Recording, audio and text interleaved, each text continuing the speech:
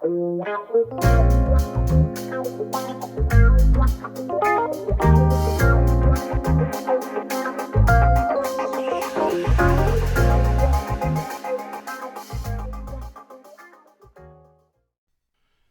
we move on to the shopping segment of Instant French, we're going to pause in our storyline to discuss a little additional French grammar.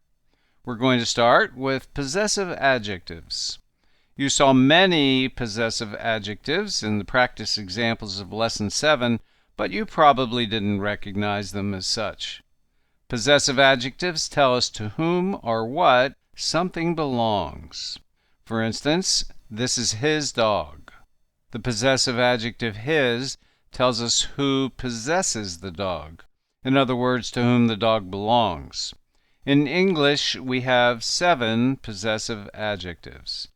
My, your, when you're talking to one person, his, her, its. Its could be used, for instance, for a dog that belongs to the Humane Society. Our, your, when you're talking to more than one person, their. Notice that in English we use the same word your whether we're talking to just one person or whether we are talking to a group of people. Also, it doesn't matter whether we know the person well or not, or whether they are a child or an adult.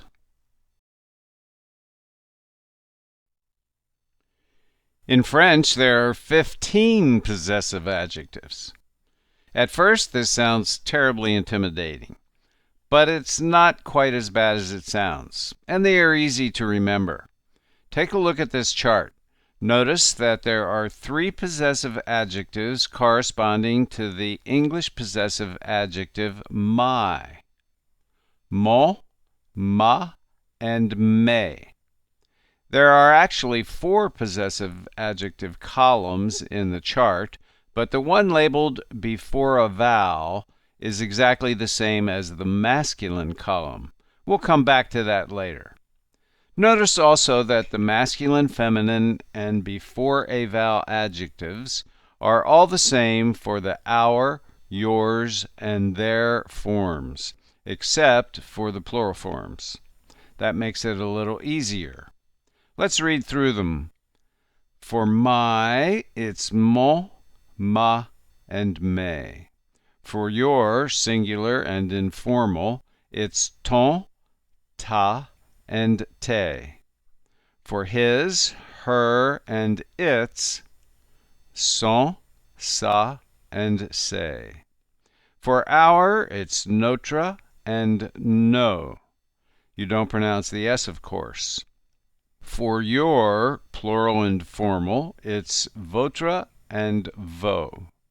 And for their, it's leur and leur. Again, not pronouncing the S.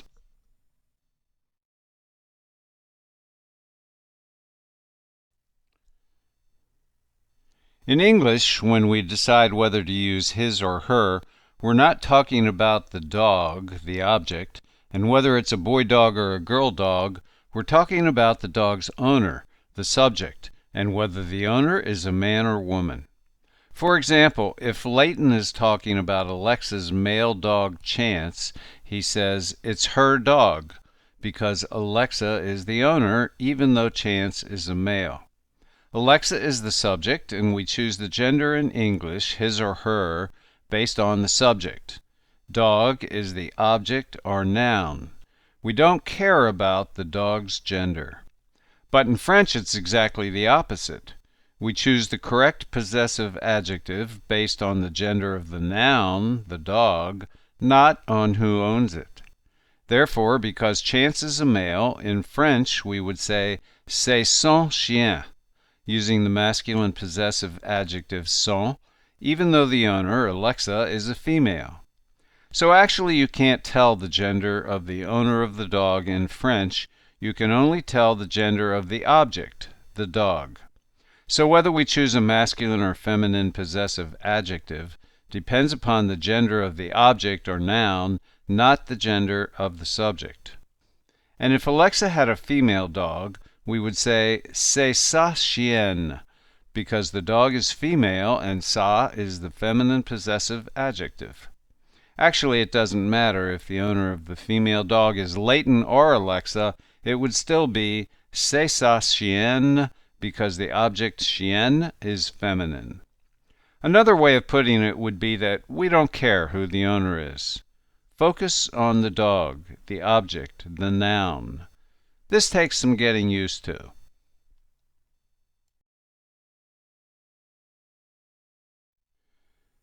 So in summary, if the dog is a male, we say c'est son chien. If the dog is a female, we say c'est sa chienne, using the spelling for a female dog with two N's and an E. If there are two or more female dogs, we would say ce sont ses chiennes. And if there are two or more dogs, both male and female, we would still use say, and our sentence would be ce sont ses chiens. When the dogs are of both sexes, we default to the plural male spelling chien, C-H-I-E-N-S.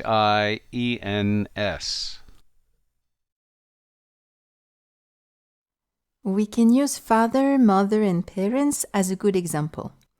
It's mon père, ma mère, mes parents. Ton père, ta mère, tes parents. Son père, sa mère, ses parents. Notre père, notre mère, nos parents. Votre père, votre mère, vos parents. Leur père, leur mère, leurs parents.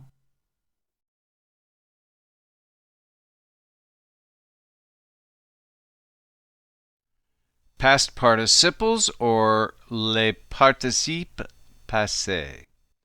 Every verb has a past participle or a participe passé.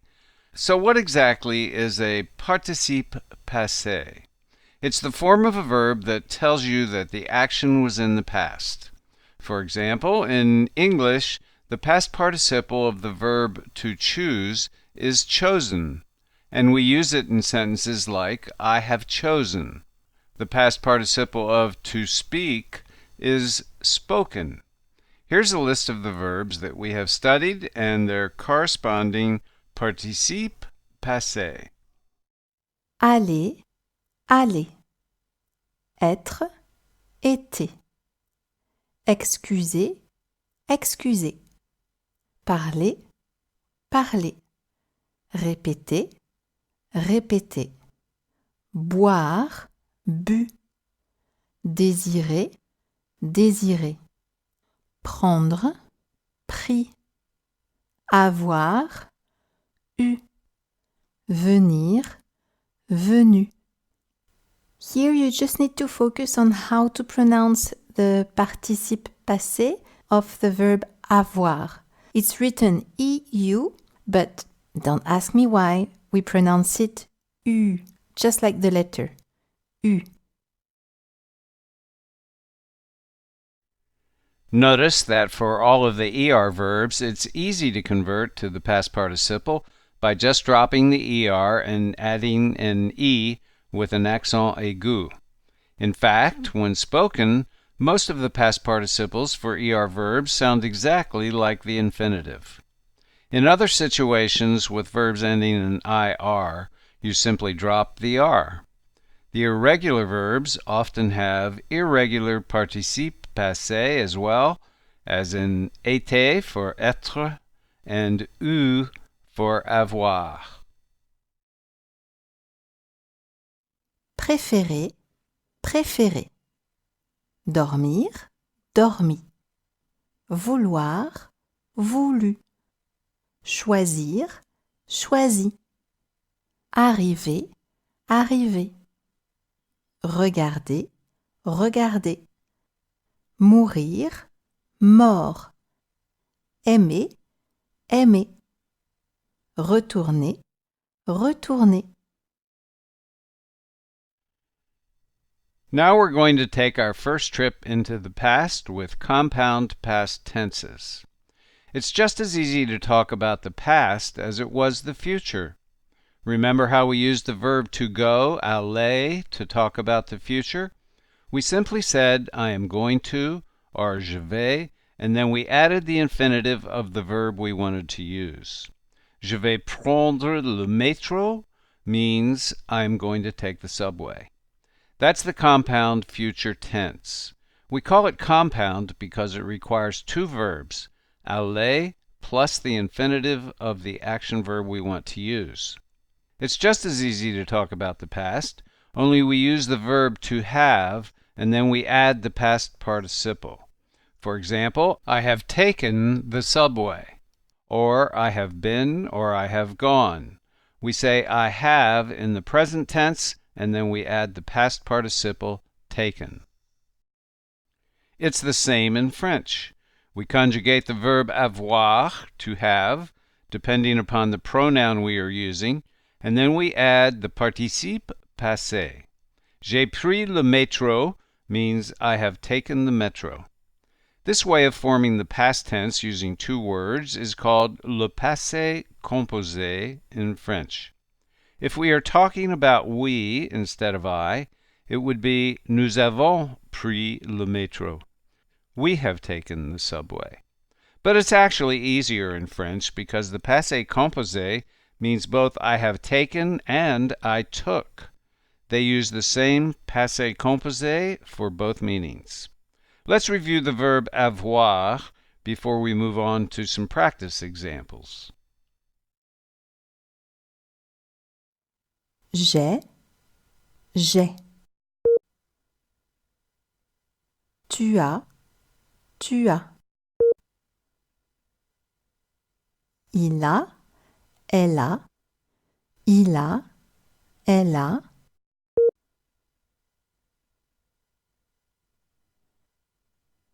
Nous avons.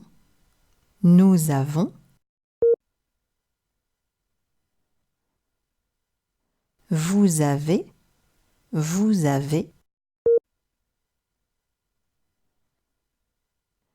Ils ont. Elles ont.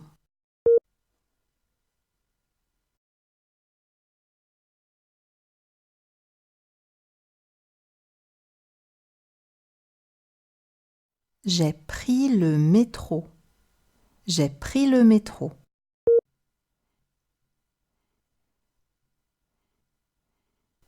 ont pris le métro.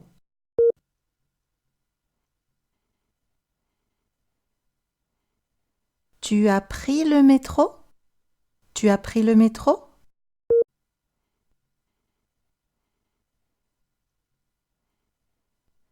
J'ai parlé à mon grand-père.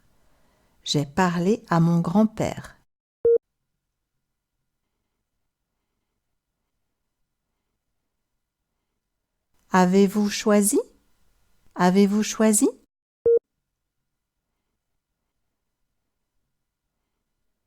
Nous avons choisi d'aller à Paris.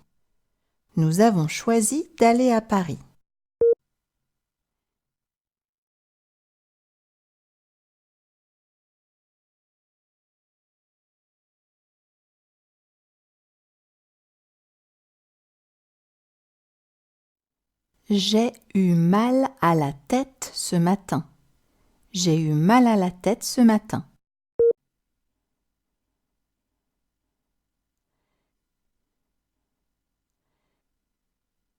J'ai eu quelque chose à boire.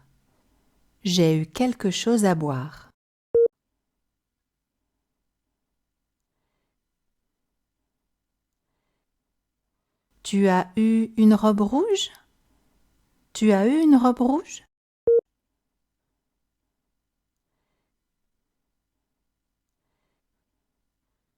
J'ai voulu aller à la plage. J'ai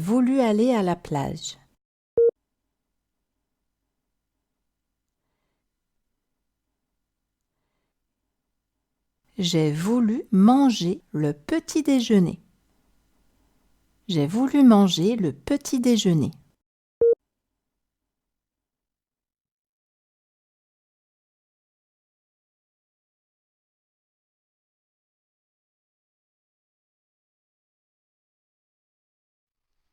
just when you thought it was safe to go in the water. There are exceptions to every rule, and there are a few exceptions to the rule that we use avoir for the passé composé. For a little more than a dozen verbs, you must use être, to be, rather than avoir, to have, when constructing the passé composé.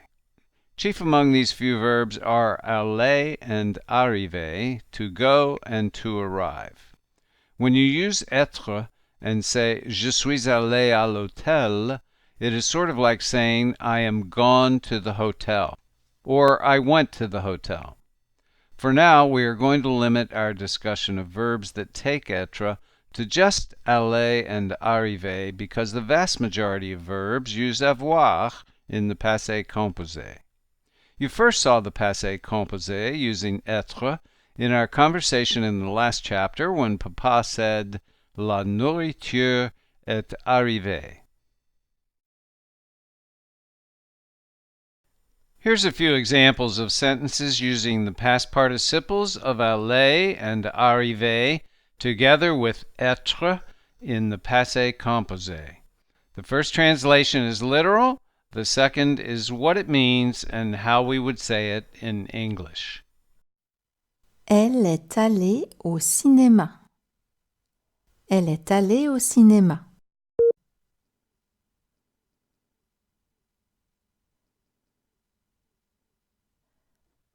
Nous sommes allés au cinéma. Nous sommes allés au cinéma.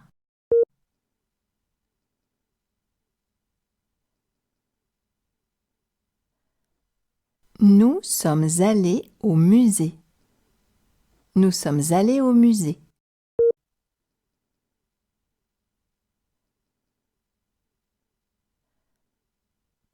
Je suis arrivé à l'hôtel à 8 heures.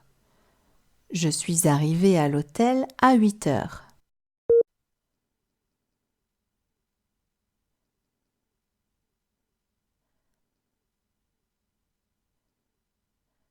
Mackenzie est arrivé à Paris à 10 heures. Mackenzie est arrivé à Paris à 10 heures.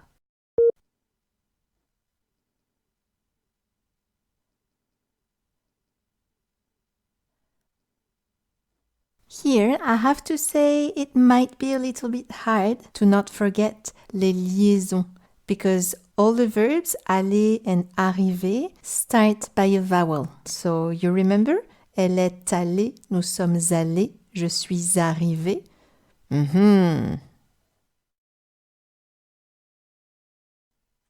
Mon vol est arrivé à Paris à 8 heures.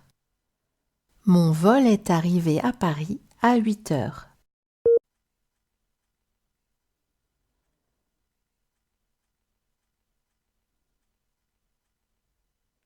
La nourriture est arrivée. La nourriture est arrivée.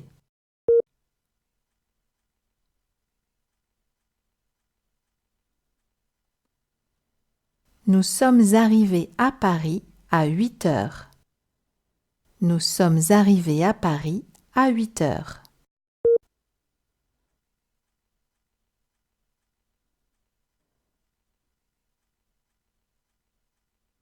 Elles sont arrivées à l'hôtel à 1 heure. Elles sont arrivées à l'hôtel à 1 heure.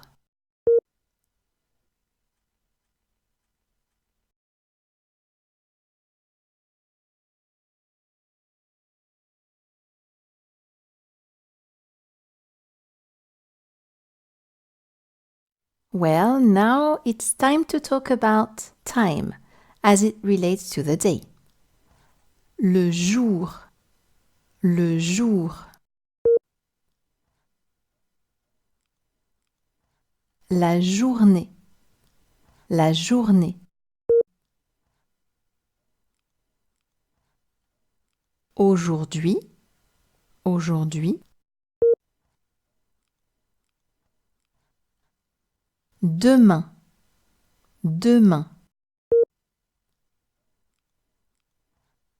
Après-demain, après-demain. Hier, hier. Avant-hier, avant-hier.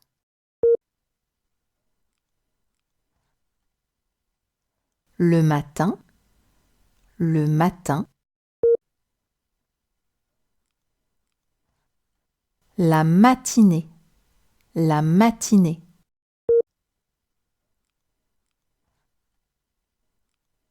Le midi, le midi.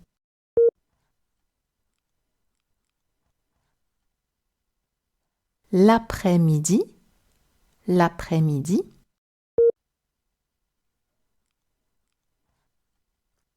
Le soir, le soir. La soirée, la soirée.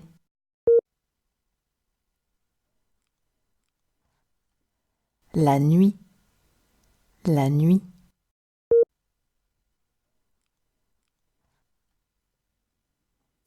Here, just be careful with this word hier, yesterday, because the way you pronounce it is with all the sounds, except H, of course, which has no sound in French when it's on its own, like it is here at the beginning of the word. Hier, hier, avant-hier. Le verbe voir. This is a good time to introduce the common verb voir, to see, as we will use it often in coming chapters. Notice that in the upper right-hand corner, we have placed le participe passé, vu. Did you see? Avez-vous vu? Now let's go for voir au présent. Je vois. Je vois. Tu vois. Tu vois. Il, elle voit. Il, elle voit.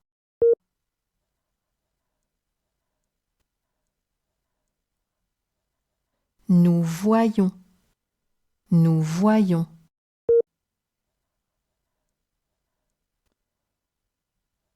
Vous voyez. Vous voyez.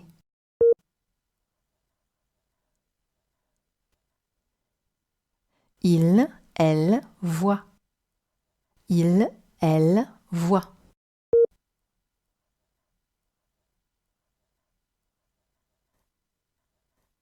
Notice that, as it's usually the case, the pronunciation of all the three singular forms, je, tu, and il, are the same. That again makes it easy when speaking, even if you forget which form has the S and which form has the T and which form has the ENT, they're all pronounced the same. The only thing you need to know is that the Y counts for two I's. One to hear wa, one to hear I. This is why you hear nous voyons. Did you get it? A few practice sentences for voir are next. Je vois le train. Je vois le train.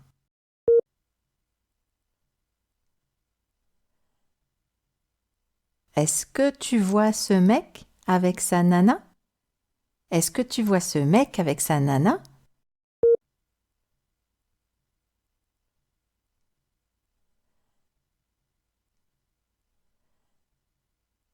Nous avons vu la tour Eiffel aujourd'hui. Nous avons vu la tour Eiffel aujourd'hui.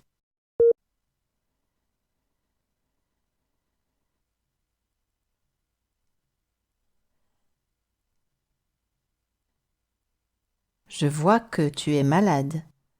Je vois que tu es malade.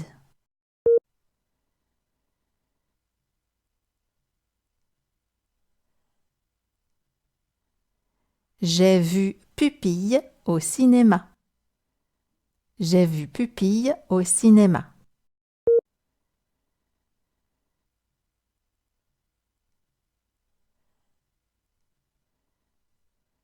Nous allons voir Notre-Dame ce matin. Nous allons voir Notre-Dame ce matin.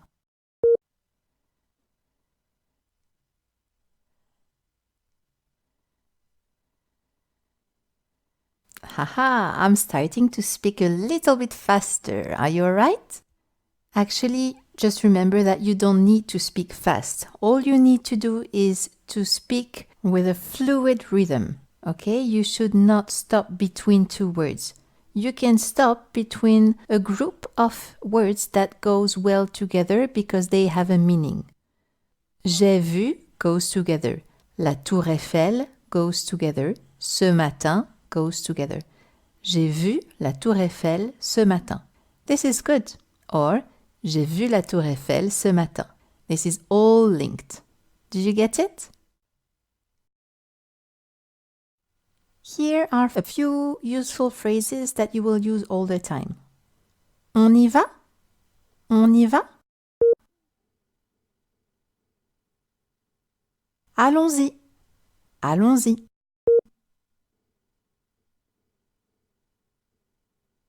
Voyons. Voyons.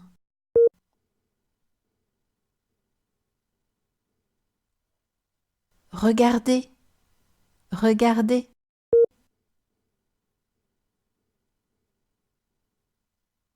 Attention. Attention.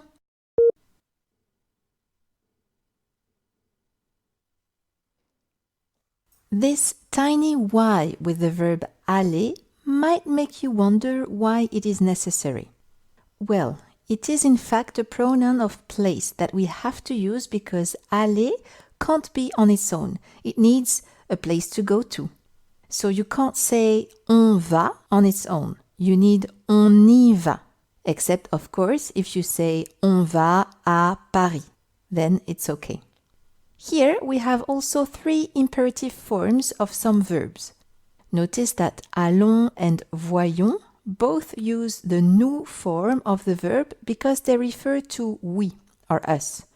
Regardez is the vous form because you are commanding someone else to look. In both cases, to create the imperative, you just get rid of the subject pronoun. Easy, right? Of course, we'll still need that y with aller in the imperative form, and this time it goes after the verb. Allons-y. You hear z because there is une liaison, but I'm sure you understood that already. Am I right? Well, here's another one of those videos without a conversation and therefore without a stop sign. So don't forget to go back to Lesson 8 and read your text at the end of the video. Well, that completes our study of meeting and greeting people and dining out. You're 2/3 of the way through the course. Shopping is our next topic, for which we're going to spend a day with the girls on the Champs-Élysées. But before we move on to shopping, we have a surprise for you in the next lesson, which will require no study, only that you sit back and enjoy.